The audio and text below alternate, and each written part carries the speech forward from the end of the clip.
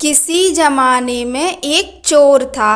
वह बड़ा ही चतुर था। लोगों का कहना था कि वह आदमी की आंखों का काजल तक उड़ा सकता था।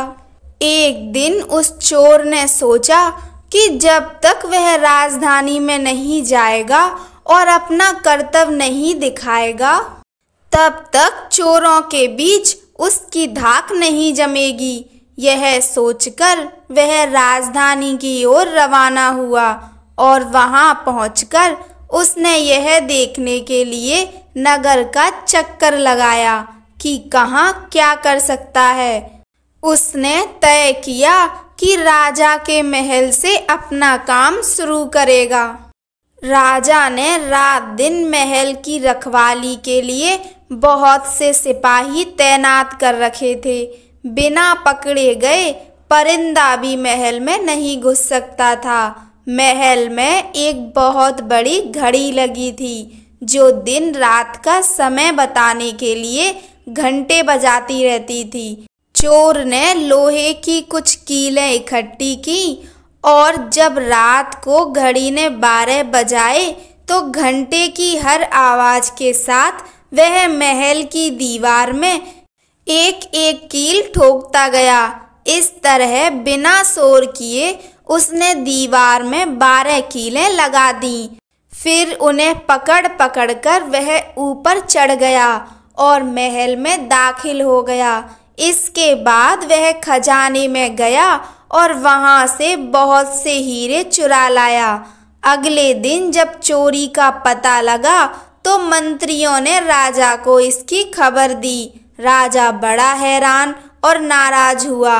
उसने मंत्रियों को आज्ञा दी कि शहर की सड़कों पर गश्त करने के लिए सिपाहियों की संख्या दूनी कर दी जाए और अगर रात के समय किसी को भी घूमते हुए पाया जाए तो उसे चोर समझकर गिरफ्तार कर लिया जाए।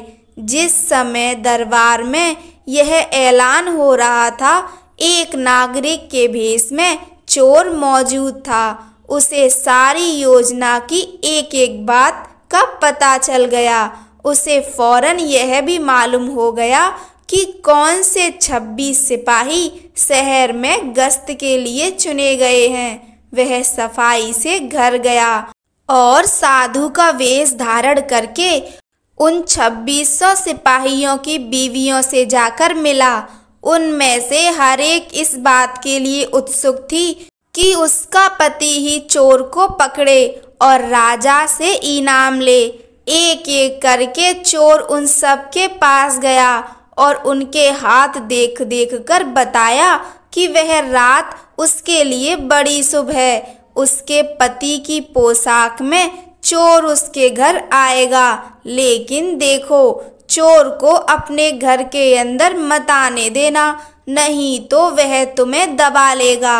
घर के सारे दरवाजे बंद कर लेना और भले ही वह पति की आवाज में बोलता सुनाई दे, उसके ऊपर जलता कोयला फेंकना।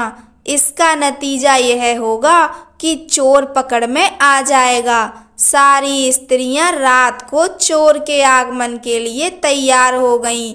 अपने पतियों को उन्होंने इसकी जानकारी नहीं दी। इस बीच पति अपनी गश्त पर चले गए और सवेरे 4 बजे तक पहरा देते रहे। हालांकि अभी अंधेरा था, लेकिन उन्हें इस समय तक इधर उधर कोई भी दिखाई नहीं दिया। तो उन्होंने सोचा कि उस रात को चोर नहीं आएगा। यह सोचकर उन्होंने अपने घर चले जाने का फैसला किया। ज्यों ही वे घर पहुँचे, स्त्रियों को संदेह हुआ और उन्होंने चोर की बताई कार्रवाई शुरू कर दी। फल यह हुआ कि सिपाही जल गए और बड़ी मुश्किल से अपनी स्त्रियों को विश्वास दिला पाए कि वे ही उनके असली पति हैं और उनके लिए दरवाजा खोल दिया जाए।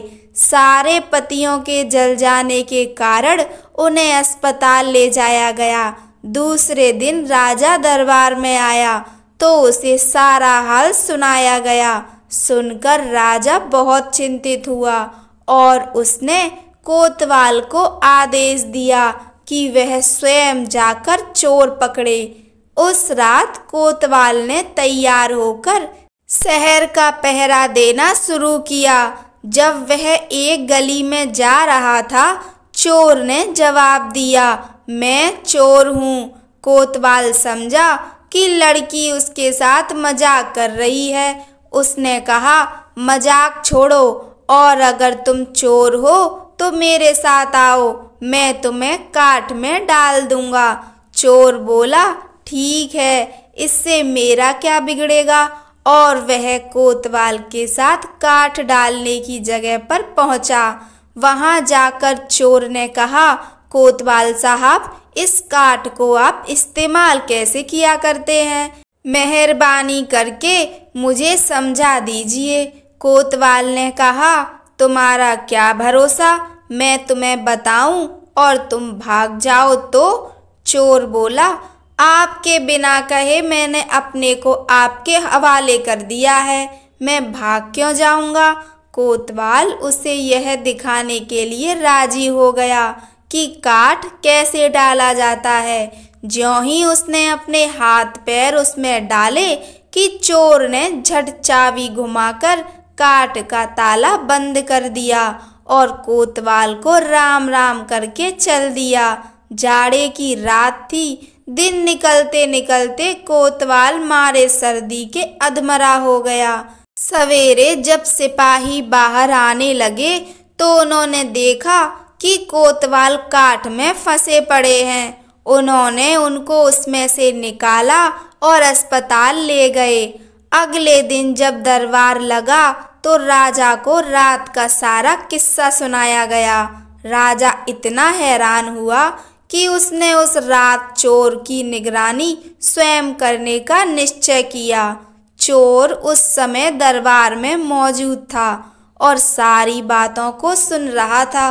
रात होने पर उसने साधु का भेष बनाया और नगर के सिरे पर एक पेड़ के नीचे धूनी जलाकर बैठ गया। राजा ने गश्त शुरू की और 2 बार साधु के सामने से गुजरा। तीसरी बार जब वह उधर आया तो उसने साधु से पूछा कि क्या इधर से किसी अजनबी आदमी को जाते उसने देखा है? साधु ने जवाब दिया कि वह तो अपने ध्यान में लगा था, अगर उसके पास से कोई निकला भी होगा तो उसे पता नहीं। यदि आप चाहें तो मेरे पास बैठ जाइए और देखते रहिए कि कोई आता जाता है या नहीं। यह सुनकर राजा के दिमाग में एक बात आई और उसने फौरन तय किया कि साधु उसकी पोशाक पहनकर शहर का चक्कर लगाए और वह साधु के कपड़े पहनकर वहां चोर की तलाश में बैठे। आपस में काफी बहस मुबाहिसे और 2-3 बार इनकार करने के बाद आखिर चोर राजा की बात मानने को राजी हो गया और उन्होंने आपस में कपड़े बदल लिए। चोर तत्काल राजा के घोड़े पर सवार होकर महल में पहुंचा और राजा के सोने के कमरे में जाकर आराम से सो गया। बेचारा राजा साधु बना चोर को पकड़ने के लिए इंतजार करता रहा। सवेरे के कोई 4 बजने आए। राजा ने देखा कि ना तो साधु लौटा और कोई आदमी या चोर उस रास्ते से गुजरा, तो उसने महल में लौट जाने का निश्चय किया। लेकिन जब वह महल के फाटक पर पहुंचा तो संतरियों ने सोचा राजा तो पहले ही आ चुका है, हो ना हो यह चोर है जो राजा बनकर महल में घुसना चाहता है। उन्होंने राजा को पकड़ लिया और काल कोठरी में डाल दिया। राजा ने शोर मचाया पर किसी ने भी उसकी बात ना सुनी। दिन का उजाला होने पर काल कोठरी का पहरा देने वाले संतरी ने राजा का चेहरा पहचान लिया और मारे डर के थर-थर कांपने लगा। वह राजा के पैरों पर गिर पड़ा। राजा ने सारे सिपाहियों को बुलाया और महल में गया। उधर चोर जो रात भर राजा के रूप में महल में सोया था, सूरज की पहली किरण फूटते ही राजा की पोशाक में और उसी के घोड़े पर रफू चक्कर हो गया। अगले दिन जब राजा अपने दरबार में पहुंचा तो बहुत ही हतप्रभ था। उसने ऐलान किया कि अगर चोर उसके सामने उपस्थित हो जाएगा तो उसे माफ कर दिया जाएगा और उसके खिलाफ कोई कार्यवाही नहीं की जाएगी, बल्कि उसकी चतुराई के लिए उसे इनाम भी मिलेगा। चोर वहां मौजूद था ही फौरन राजा के सामने आ गया और बोला, महाराज, मैं ही वह अपराधी हूँ। इसके सबूत में उसने राजा के महल से जो कुछ चुराया था वह सब सामने रख दिया, साथ ही राजा की पोशाक और उसका घोड़ा भी। राजा ने उसे गांव इनाम में दिए और वादा कराया कि वह आगे चोरी करना छोड़ देगा। इसके बाद से चोर खूब आनंद से रहने लगा। कहानी सुनने के लिए आप सभी का धन्यवाद। जय श्री राम।